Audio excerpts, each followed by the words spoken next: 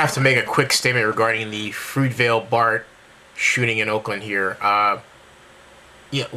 First of all, it's really sad to see that on film. There's one video on our blog that has the angle that Karen Vargas took. There's another one that is on KTVU Channel 2, done by a person who doesn't want to be identified. I don't blame him, because it directly shows the officer pulling the gun out of his holster and looking down and shooting. And there was no need to do it. But, I want to say it's not... I know a number of Oakland police officers, and I know a couple of BART police officers acquainted with them.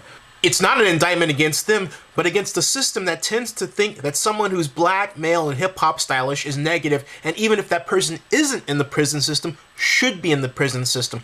I think that's what happened to Oscar Grant.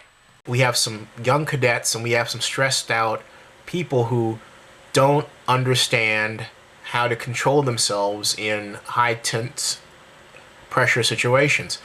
And something needs to be done about it. It's happening too often. I'm also, to be honest with you, quite happy that videos are prevalent, and I encourage more people to carry video cameras, because that way you can really chronicle what's happening. In the old days, something like this would have occurred, a police report would have been written that didn't reflect what actually happened, and actual justice never would have been done.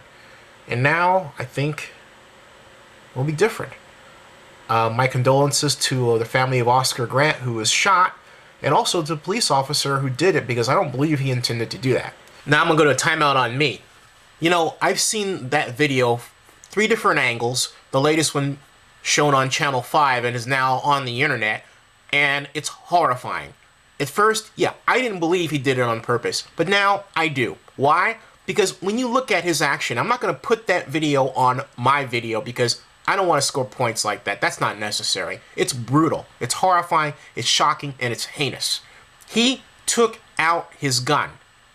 He went down, reached for his holster. He pulled out his gun, pulled it slightly forward and shot, and then looked up as if to say, oops, that was an accident. I'm so sorry.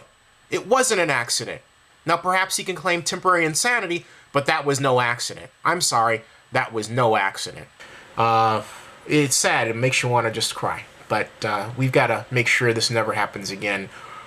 Or at least between this and Art Michelle, who yelled at Jane Tiska, and all these other terrible actions, we have to make sure that these things don't occur again.